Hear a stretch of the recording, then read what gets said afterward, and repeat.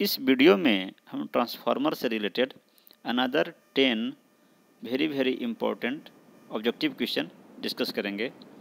30 question हम already discuss कर चुके हैं, तो इस वीडियो में हम क्वेश्चन नंबर 31 से क्वेश्चन नंबर 40 तक डिस्कस करेंगे। Question number 31, if the supply frequency of a transformer increases the secondary output voltage of the transformer.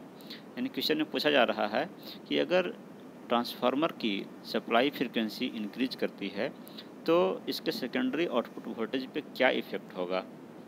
Secondary output voltage increase करेगा या डिक्रीज करेगा या कांस्टेंट रहेगा। तो जैसा कि आप जानते हैं, ट्रांसफार्मर में जो ईएमएफ का इक्वेशन है वो सप्लाई फ्रीक्वेंसी के डायरेक्टली प्रोपोर्शनल होता है। यानी कि सप्लाई फ्रीक्वेंसी इंक्रीज करेगी तो सेकेंडरी आउटपुट वोल्टेज भी इंक्रीज करेगा, इसलिए इसका राइट आंसर है ऑप्शन ए।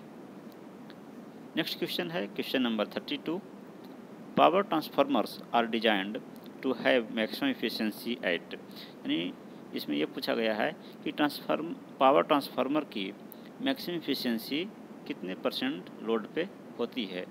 तो पावर ट्रांसफार्मर जनरली ये फुल लोड पे ऑपरेट करता है, ऑलवेज ये फुल लोड पर ही ऑपरेट करता है, इसलिए इसका डिज़ाइन इस प्रकार से किया जाता है कि इसकी मैक्सिमम एफिशिएंसी फुल लोड पर ही हो, इसलिए इसका राइट आंसर है ऑप्शन ए।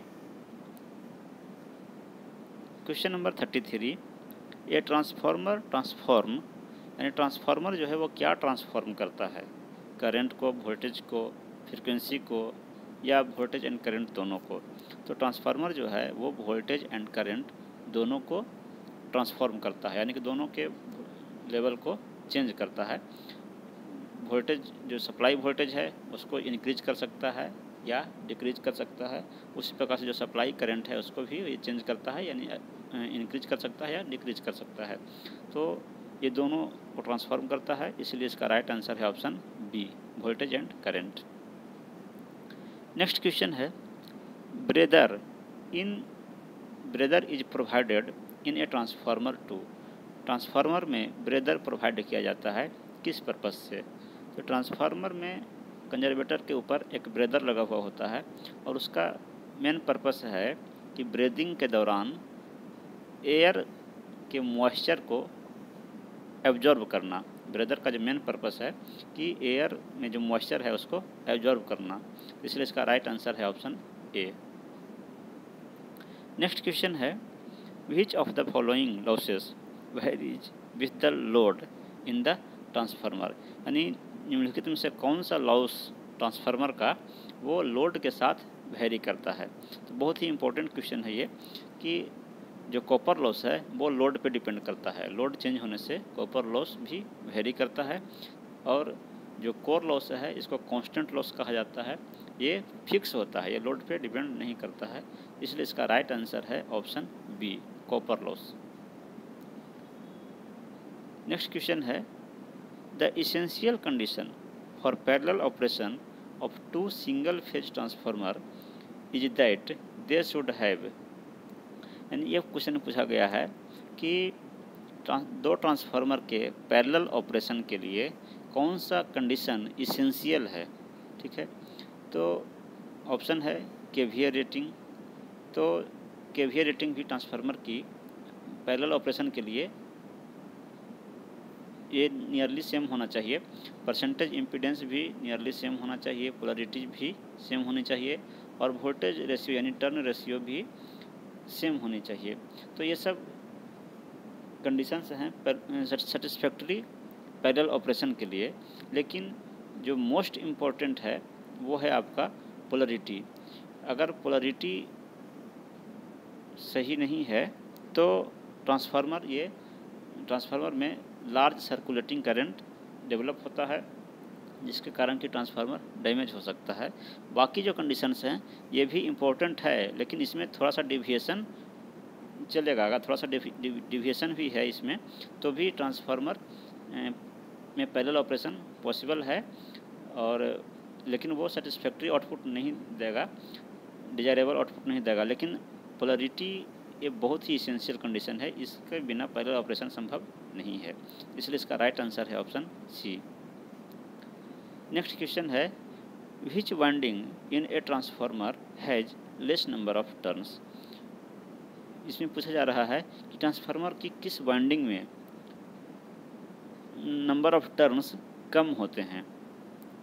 तो primary winding, secondary winding, low voltage winding, high voltage winding, ये आपका ऑप्शन है। तो इसमें जो लो वोल्टेज वाइंडिंग है, यानी जिसको लो वोल्टेज वाइंडिंग है उसमें नंबर ऑफ टर्न्स कम होते हैं, और जो हाई वोल्टेज वाइंडिंग है उसमें नंबर ऑफ टर्न्स ज़्यादा होते हैं। ठीक है, तो इसलिए इसका राइट आंसर है ऑप्शन सी। नेक्स्ट क्वेश्चन है the efficiency of two identical transformers under load conditions can be determined by, यानी कि दो आइडेंटिकल ट्रांसफार्मर जो कि लोड कंडीशन में हो तो उसकी इफिशियंसी कौन से टेस्ट के द्वारा डिटरमाइन की जा सकती है। ऑप्शन है short circuit test, open circuit test, no load test या बैक टू बैक टेस्ट। तो बैक टू बैक टेस्ट है जिसको कि संपनर टेस्ट भी कहा जाता है। तो इसके द्वारा ट्रांसफार्मर में टेम्परेचर राइज का पता लगाते हैं, डिटरमाइन करते हैं। साथ ही साथ इस टेस्ट के द्वारा ट्रांसफार्मर की इफ़िशियंसी भी कैलकुलेट की जा सकती है। इसलिए इसका राइट आंसर है option D, back to back test. Next question है the transformer ratings are usually expressed in. बहुत ही इंपॉर्टेंट क्वेश्चन है ये और बहुत ईजी भी है कि ट्रांसफार्मर की जो रेटिंग है वो किस टर्म में प्रोवाइड की जाती है। तो ट्रांसफार्मर की जो रेटिंग है वो केवीए के टर्म में दी जाती है कि कितने केवीए का ट्रांसफार्मर है, 5 केवीए का है या 50 केवीए का है या 500 केवीए का है। तो केवीए के टर्म में ट्रांसफार्मर की रेटिंग प्रोवाइड की जाती है। किलोवाट या रिएक्टिव पावर इसके टर्म में नहीं प्रोवाइड की जाती है, जो एपरेंट पावर है उसके टर्म में प्रोवाइड की जाती है। यानी कि ट्रांसफार्मर की जो रेटिंग है वो केवीए के टर्म में दी जाती है। इसलिए इसका राइट आंसर है ऑप्शन सी। नेक्स्ट क्वेश्चन है which of the following loss in a transformer is zero even at full load. तो इसमें पूछा जा रहा है कि ट्रांसफार्मर में कौन सा लोड फुल लोड कंडीशन में भी जीरो होता है। ऑप्शन है eddy current loss, core loss, copper loss, friction loss. तो इसमें जो है आपका आंसर है फ्रिक्शन लॉस, इसलिए क्योंकि फ्रिक्शन लॉस ट्रांसफार्मर में नहीं होता है, इसलिए वो लोड पे डिपेंड नहीं करेगा। क्योंकि ट्रांसफार्मर में कोई भी मूविंग पार्ट नहीं होता है, तो मूविंग पार्ट नहीं होने की वजह से उसमें फ्रिक्शन लॉस नहीं होता है। तो इसका राइट आंसर है ऑप्शन डी।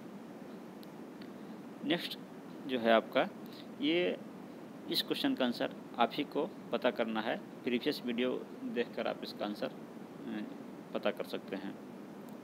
क्वेश्चन है a transformer has negative voltage regulation when its load power factor is, यानी ट्रांसफार्मर की निगेटिव वोल्टेज रेगुलेशन किस पावर फैक्टर पे होती है। ये आपको ऑप्शन है lagging power factor, leading power factor, unity power factor या एनी ऑफ द एबव। तो इसका जो आंसर है वो आपको खुद आप पता कीजिए और हमें कमेंट करके बताइए। Thank you.